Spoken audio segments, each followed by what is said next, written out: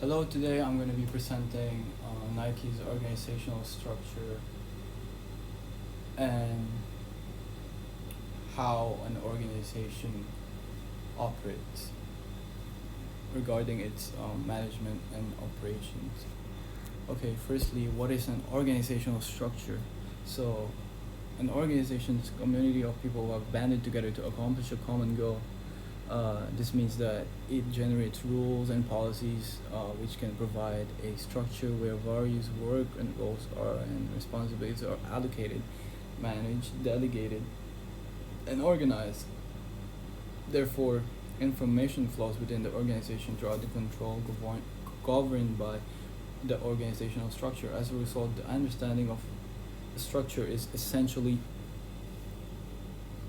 understanding how businesses are organized to achieve their main goal or purpose. So, in in order to implement that, we have these five key terminologies to understand more about what is an organizational structure. So, firstly, span of control, which is the area of activity, number of functions, people, or things for which an organization is responsible. And we have chain of command, which is the order which authority, power in our organization is wielded and delegated from top management to every employee at every level of the organization. And thirdly, we have the hierarchy. It's an organizational structure in which items are ranked according to levels of importance.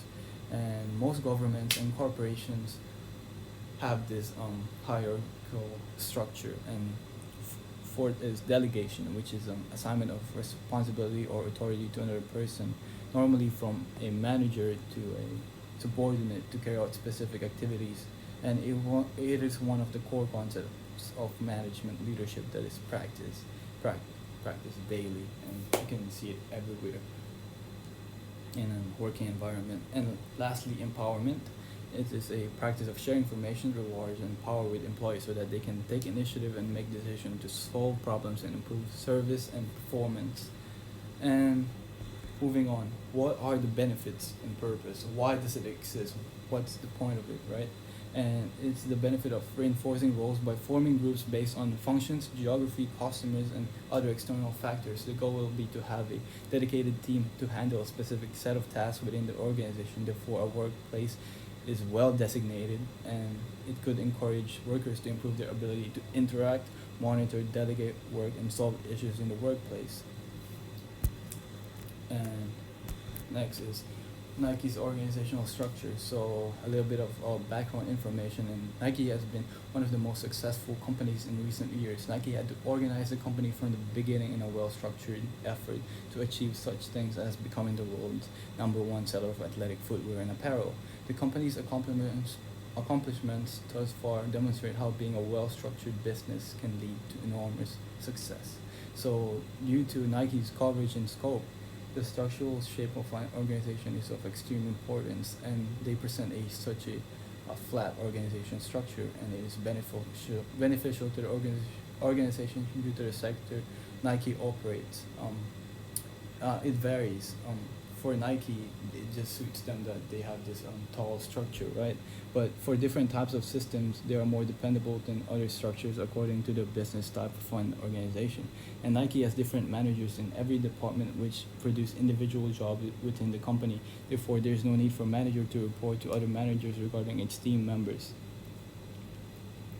Okay, so Nike works in the tertiary sector as it provides goods to be sold for its customers. Nike's structure helped the company achieve its aims as managers who have the authority in the areas that they are responsible for can delegate their employee to do specific tasks.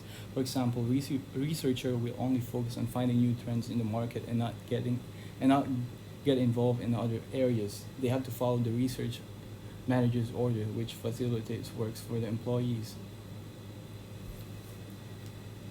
Okay, so as you can see, Nike CEO gets the most power, and there is chief financial officer, HR, sports marketing, global design, and it boils down to chief executive officer, president innovation, Nike president. and product and merchandising, and it goes from top to bottom. So why are we talking about this? Leaders and managers, and why they're so important. Leadership is the ability to influence certain groups towards a goal or achievement, immensely significant to the ability to get results done through controlling workforce by developing an environment heavily focused on teamwork, coaching, support, and empowerment of the employees. Leaders lead by influence. On the other hand, managers manage by position. A good leader enables a leader-follower relationship to invoke trust, openness, and respect in the working environment. On the contrary, a good manager authorizes the task at hand and revolves around planning to accomplish specific goals with great authority and no room for mistakes. Not all leaders are managers, and nor are all managers leaders. Good management brings order and consistency. Good leadership breeds long lasting interpersonal relationships, creating a positive and productive working environment. Okay, moving on to key approaches to operations management. Since I've talked about what is a leader and what is a manager, now we're moving on to the type of leadership. And for this part, I chose laissez-faire leadership and autocratic leadership. So firstly, I'll start with laissez-faire leadership. It specializes when a leader delegates responsibility for work to be accomplished and work objectives by handing over decision-making power to their subordinates. And this type of leadership can be efficient to stimulate employees' creative freedom and approach their tasks without leader supervision. Additionally, laissez-faire creates organic successors as it nurtures employees to create solutions based on their point of view and experience. Although this leadership style can be problematic and can cause more harm than good if members are in need of direction and supervision from the leader or manager. Also, every employee needs to have self-discipline for this leadership style to be effective. In conclusion, employees who are inexperienced and lack motivation cannot strive under this leadership style, and that is more suited for working environment with a great sense of accountability and experience. So, applying this to Nike's organizational structure, laissez-faire can be a good thing, but mainly for the creative department, the department for coming up with different ideas, because laissez-faire generates ideas by allowing workers to come up with their own ideas. So basically, if an employee got an idea for a shoe design or a t-shirt design, he can come up to the manager or the supervisor and present these kinds of ideas, and in turn it can result to a more innovation in the working environment, and it generates conversation or and leader to follower relationship. So this only works when the work environment is very creative and have more experience. But if the work environment is very inexperienced, autocratic leadership is needed. It is basically it's best employed when organization lacks experience and in need of hands-on directions. Authoritative leadership is predominant towards an organization that excels in crisis situations to keep team members focused and goal-oriented. In contrast to laissez-faire, authoritative leadership is the complete opposite of said leadership, as it invokes fear and stifles creativity among its employees. Therefore, dictatorial working environment might deter future leaders in organization and create internal conflict, as rules and regulations are strictly followed by its employees with no room for error.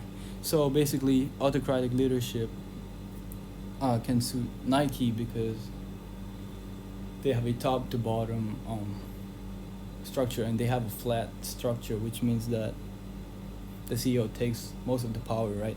And this allows orders and rules to be handed in on time. And once a decision is made, it's going to be passed down to from the CEO to the managers to the team members, and that allows to create quick decision making, and it combats a crisis situation. For example, the pandemic destroyed a lot of or depleted a lot of resources because customers cannot go to the stores. So in order for Nike to combat such crisis situation, they managed to open a lot of online store to delegate and garner more customer despite of the pandemic. So moving on to operational management and decision making, which is very important when there is a crisis situation. So firstly, I'll talk about contingency theory.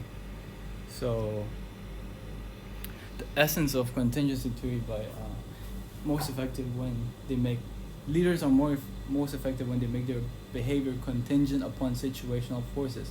According to Fiedler's theory, both leaders and managers' leadership style is fixed and cannot be adjusted to suit the situation. Therefore, leaders can be allocated to certain situations to match their preferred leadership style.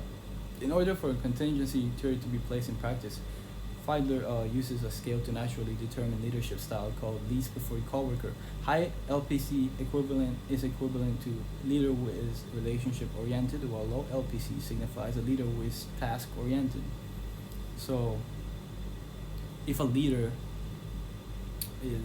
contains high LPC, it means that the leader is more relationship oriented, and it can be categorized as a laissez-faire leadership, as it involves creating interpersonal relationship with the leader to a follower, and this means that a leader can communicate to its employees naturally, and vice versa.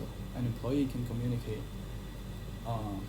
to their leader naturally, and this creates a good relationship between a leader to a follower. And as for low LPC, it is very task oriented, which means that the group performance is most likely to perform the task at hand instead of communicating and building relationships, since they're more task focused.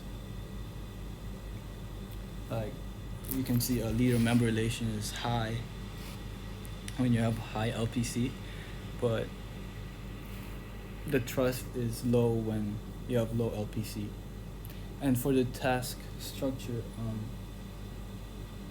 it's a factor which measures the task need to be performed and can be determined whether the task is clear and precise or vague. In practice, vague task depletes the favorableness of the situation, whereas concrete task improves the favorableness of the situation. And moving on to situational leadership, it is a way of altering one's management style to adapt to each given situation or task to benefit the needs of the working environment and its workers. It is developed by Ken Blanchard and Paul Hersey in 1969 to convey that situational leadership suits all leadership style, whether an organization strives to form autocratic or laissez-faire. The theory suggests that effective leadership is dependent upon two key behaviors, so supporting, as you can see, and directing. And therefore, in connection to a good leader, supporting behaviors demonstrates actions such as encouraging team members, active listening, and most importantly, granting recognition. Granting recognition is needed when an employee is doing well, to keep pushing and to keep a consistent effort in the workplace. The more you give recognition to your worker, the more they will continuously put consistent good work. And in contrast to an effective manager, it could show signs of directing behaviors that are specific directions and instructions to attempt to authorize the team and its team members. In addition, having high levels of directing behaviors conveys low on supporting behaviors. Therefore, the main part of situational leadership is to allow effective leaders and managers to match an employee's behavior based on its skill for the task at hand. So it is best to consider interpersonal relationship between the leader and its subordinate. Factors such as social interpersonal roles can determine the appropriate approach for certain scenarios in the working environment.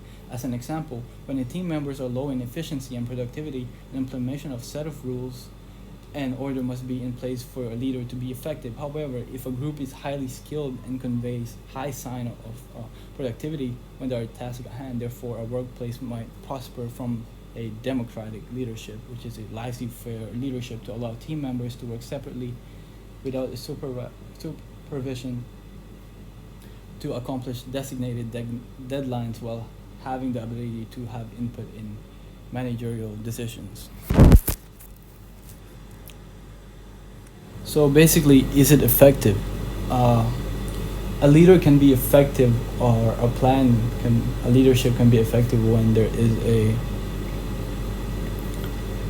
top to bottom structure. So, for example, for Nike, it is best to apply more directing and less supporting, because during this time of the pandemic, it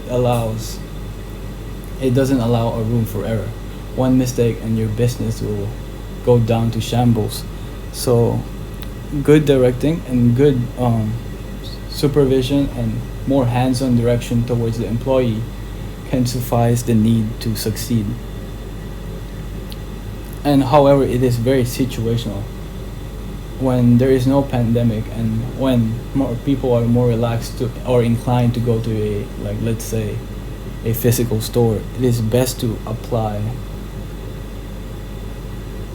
support, supporting leadership style, because it allows creativity and more interpersonal relationship to be developed.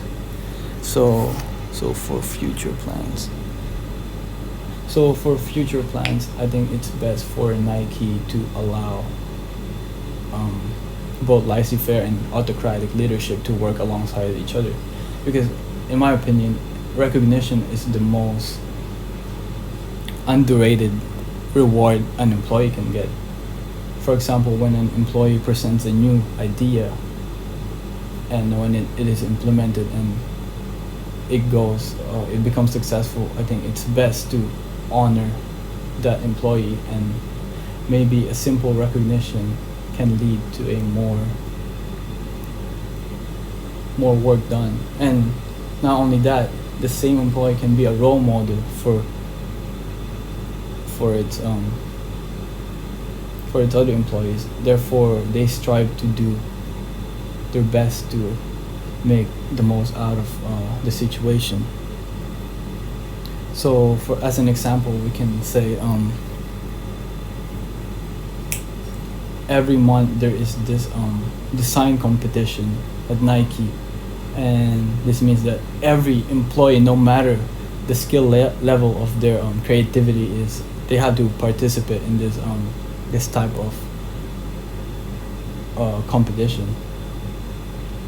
And the one who makes the best design, let's say shoe design, for example, the one who makes the best shoe design gets a bonus or like a medal to show the recognition of the employee that he did his best, and his while having the creative freedom to express and validate his creativity towards the design process.